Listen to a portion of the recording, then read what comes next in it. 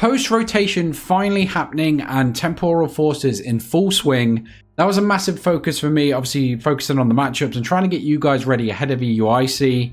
Where does the channel go now? I could keep doing deck profiles, but we've seen a lot of stuff. You've seen it on other channels, so I want to try and do something different. So every fortnight, I'm going to compile a list of 3 rogue decks I've seen in tournaments, maybe I've played against online or made myself. We're going to take a look at some of the best ones and what you could potentially surprise your local cups and challenges with. This is the perfect time for me. I'm not playing for anything this season, so I've been looking at rogue decks, just stuff I can have fun with. And these are the 3 I've chosen for this week.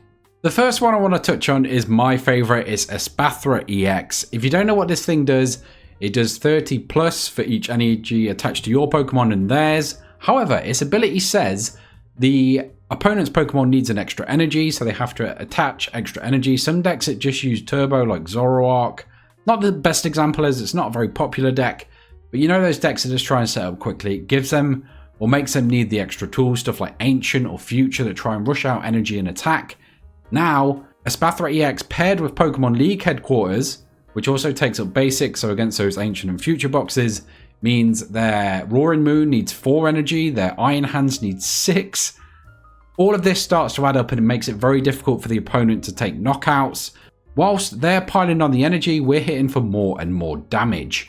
Now, this deck focuses on the Hero's Cape as the A-spec of choice, and I really like that. You could potentially go to Prime Catcher. I have felt at times just more switches in this deck or ways to rotate Pokemon would be nice, but the Hero's Cape has come in clutch more than once, just making your Pokemon not only difficult to even attack with its ability, and like we said, League Headquarters, Hero's Cape just keeps it alive a lot longer, or you've got Rigid Band, which helps. It does 30 less damage, so it makes it more difficult to be knocked out again. 260 is very tricky health anyway. It's not a number most decks are aiming to hit, but you are good into most stuff regardless. Other than that, there's a few other Pokemon you can attack with. We have got the Spatha EX in here. It's nice to item lock people.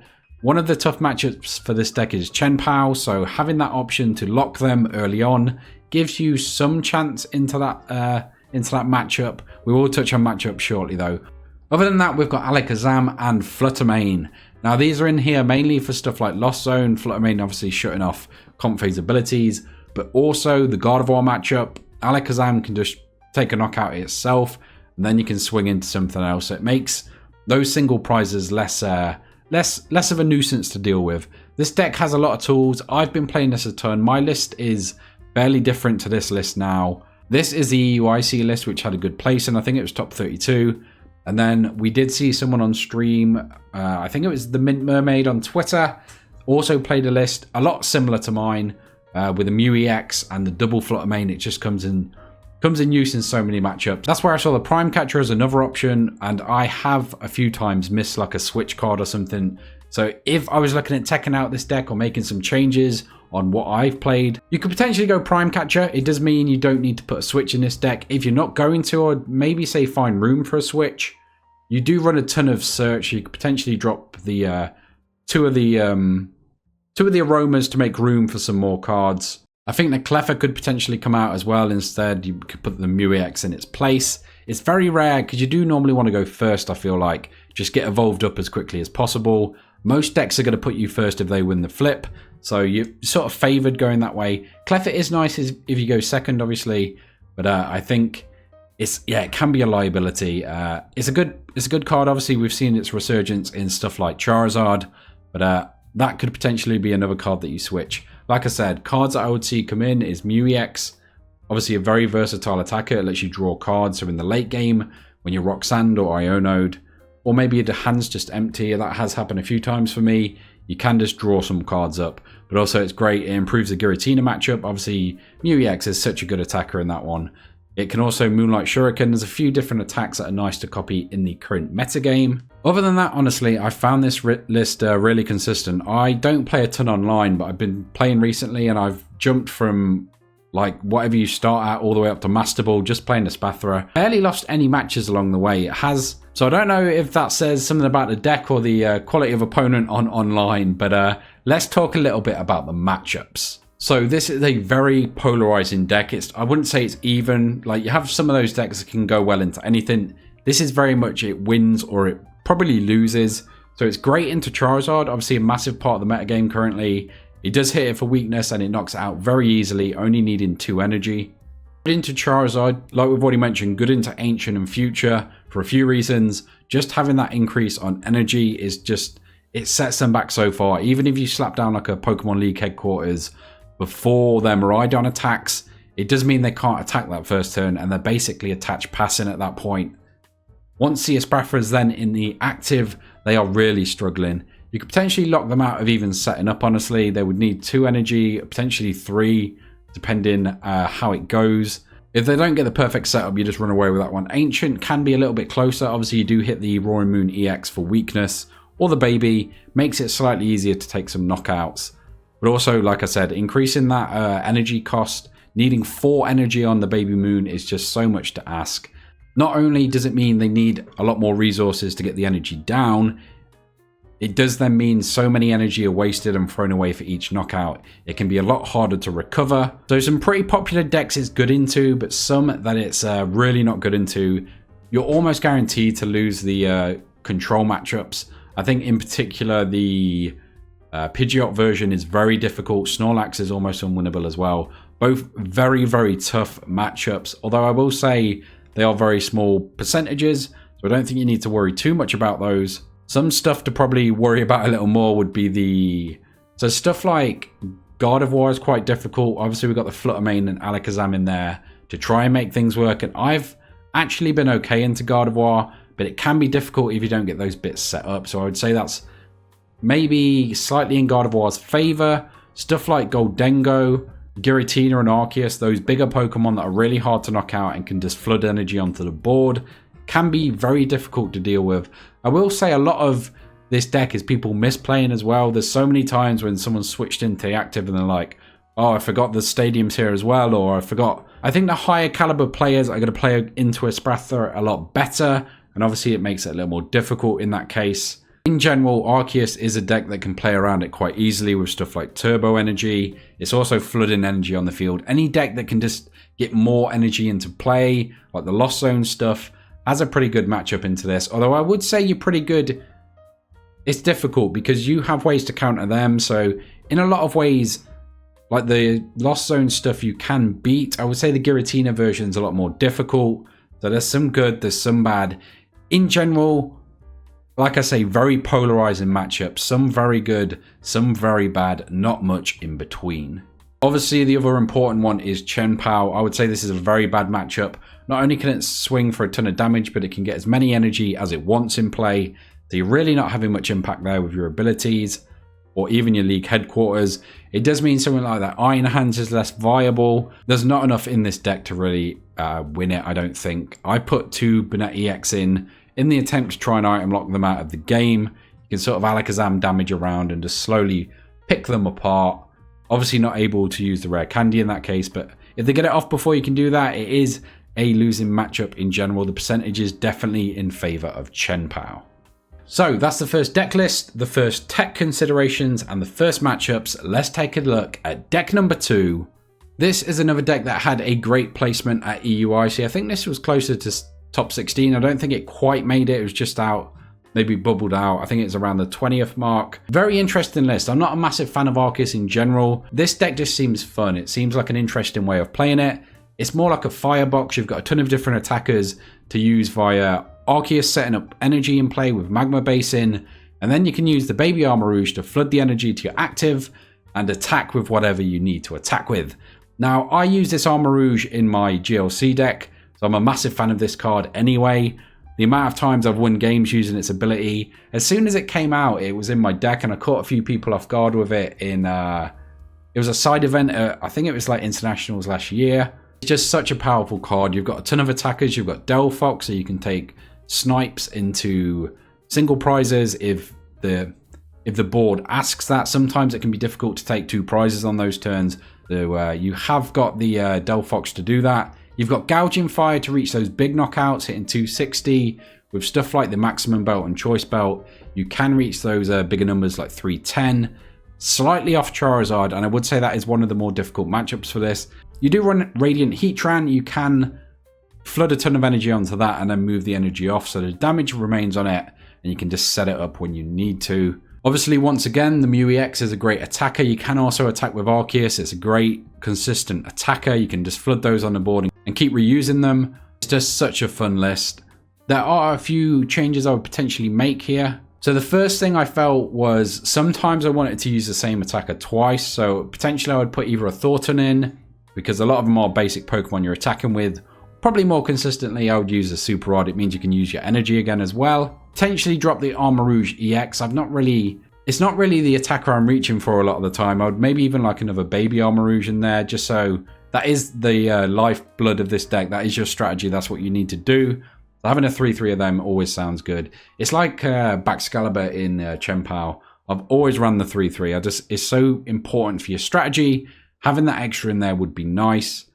In terms of other things, there's not much I would change, like the consistency of the ball search, the consistency of the supporters, just having so many, just not really messing around with tech cards too much, just going for raw damage, raw consistency, I think is what you need to do with something like Arceus, and this deck has it in spades. The one card I do really like, and you sort of need to be careful with, is the Squawk ability. I was talking about this with a friend, and he was mentioning just be careful when you bench it. Now I've played this deck a little bit, I can see what he means. Unless you're going to miss the energy attachment with Arceus first turn, most of the time you don't want to put Squawk ability down. For a few reasons, obviously it's a prize liability, it takes up bench space. So unless you're going to miss that energy attachment, I would say it doesn't really need to go down. And that bench space can be used for something slightly more important. I like the 1/1 Bibarel line, very reminiscent of what we saw in, I think it was Tyler Matthews' Entei Valiant list. Only needing the 1/1 line, it improved the deck so much. That was a deck I was on. It's a deck I really enjoyed playing. I'd say slightly reminiscent of that. It's just a more interesting way of playing fire, which I always find interesting. No Valiant in this one, unfortunately. But that's the deck list, that's the text. Let's take a look at matchups. Now, unfortunately, Arcarus Armarouge falls flat here. Now, the matchups it's not really great into is Charizard. It doesn't have a ton of ways to take that one-hit knockout. Your probably best bet is Radiant Heatran, which is why I do like the Super Rod in to reuse it. Probably gives you more of a shot into those bigger, bulkier Pokemon, but in general, you just can't hit those numbers. Gouging Fire can do 260, but they can very easily take a knockout in return. It's not amazing into Gardevoir. Obviously, they can use a ton of single prize attackers. Yours is really only the Radiant Heatran. You do have some bulky Pokemon, but they can hit massive numbers, and having all these 2 prizes on your bench, the Squawk if you have to, the Mew, Arceus, Delphox, so many things with low HP that could just be taken out by Gardevoir before you can really get going. I would say it's pretty good into the future box, so that's a matchup I've been playing quite a bit, and even the ancient box. It's just a quicker version. Obviously, you've got a ton of different attackers. Your deck is a slightly more versatile than those, which are relying on these sort of streamlined strategies where you can pick and choose what you want to do. You have options, and I think that's one of the advantages over these decks. Into most other things, you can sort of choose what you need to do when you need to do them. Obviously, having the option to flood energy to your active means you're almost never stuck with something that can't attack. Obviously, you don't want to bench a lot of these things. I would say just fill your bench with stuff. Because you've got so many attackers, you can fill it with like 3 Arceus, a Delphox, and Gouging Fire. Probably Radiant Heatran's a better option. Obviously, that's probably going to be your main attacker in this. To set that Magma Base in, fill it with damage, and just swing through things. The fact that you can Armarouge energy to the active if you do get stuck means your control matchups, both the Pidgeot and Snorlax, are fairly positive. I would say the only tough one or really bad matchup for you is Lugia. Again, not many ways to deal with them. Gouging Fire with a Choice Belt is your best bet. But once they start using those Cinccino's, if they can set up, and I mean, that's the big thing with Lugia. If it sets up, this deck just loses to it. The Cinccino stream, you just can't really deal with it. You could potentially Delphox if they don't set up V-Guard energy, but against somebody that knows what they're doing, it can be very difficult indeed. In third place then, one that I've seen is very popular online. One that I would say out of all of these, I've played Espathra a ton, which is why I put it first. I played Arceus a fair bit, which is why it was second. And in third place, not played quite enough of this yet, but I've played enough against it and enough matches to put it on here. It is Dialga and Metang. Now this thing is incredible. Just flooding the amount of energy onto board means you can use your VStar so much earlier. You can use other attackers like Zamazenta, which has been, when I've played against it, the thorn in my side. It's just so bulky for a single prize basic Pokemon. It hits absolutely crazy numbers. No basic single prizer should be hitting those numbers so easily. Obviously with the Metang, just flooding that energy onto it. Really interesting deck. Obviously you've got the Mew as well, so you could potentially get interest in there with an attack. Because although it has to be metal energy, it can go to any type of Pokemon. This is the list I found. I think this won one of the regional... No, sorry, it was second place, I think in Thailand. Very interesting list. It's one that I hope to see more of. I've seen a lot of... I've seen people like Shay or Bert's PTCG, I think is the channel name now, playing this. Saw some tweets from him of hitting just insane numbers. And I think that's part of the interest with this deck. It can just be so powerful. You can just take out pretty much anything if things go right. It can be a little difficult to set up. It can be that you can't quite beat some of those matchups that you need to beat.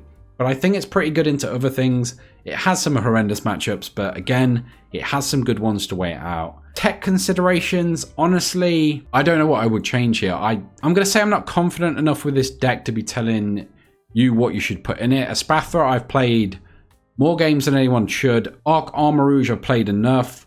This one, I'm still sort of testing and enjoying. I don't know, it's difficult. Maybe another Poffin. Obviously, setting up your Beldum into the Metangs is very important. But I don't know where the room would come in. I do like the amount of supporters we've got. Potentially, I mean, the tools are important. Obviously, you've got Arven in there. The list is just so tight. You need so much to get it working. So I don't really know what I'd cut. This list is what I've been using, or almost what I've been using. Potentially, maybe 4 Super Rod is too many. You could potentially drop one there. Although you do need that energy, but you have got 16 of it. I think you can probably make space there if you need to. Prime Catcher is the only one that really makes sense for me. Potentially could put a maximum belt in. Obviously, if you're using the Arven anyway, it means you can find it out and take knockouts into stuff like Goldengo with your V-Star attack, and then take another turn into another Goldengo if you can boss something. Potentially another boss would be nice.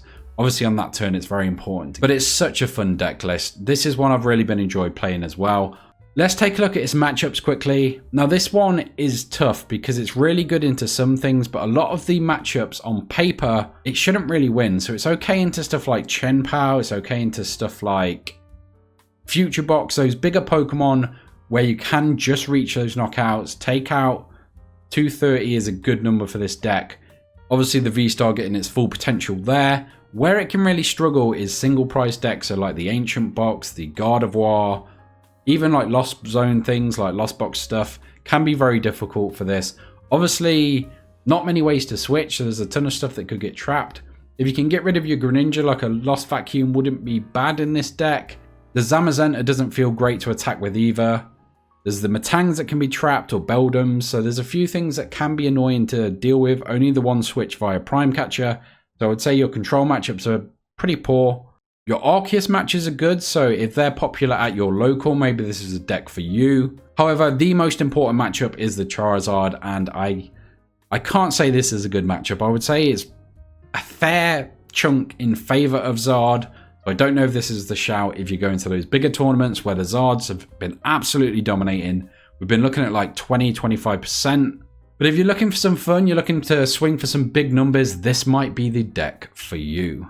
Those are my top 3 rogue decks for this week. Like I said, I'll try and do one next week. If I've not got enough, I'll gather some more for the following week. Although saying that, I've got a list of like 6 to 9 already. So I can probably do them weekly, and then maybe they'll slow down slightly. I do also want to do some sort of video essays on things like just some history of the Pokemon TCG, but also looking at interesting things like, I want to do a video talking about why Banette hasn't had the impact something like Seismitoad has, or had I should say, because that was a card that absolutely dominated when I was heavily into the game before.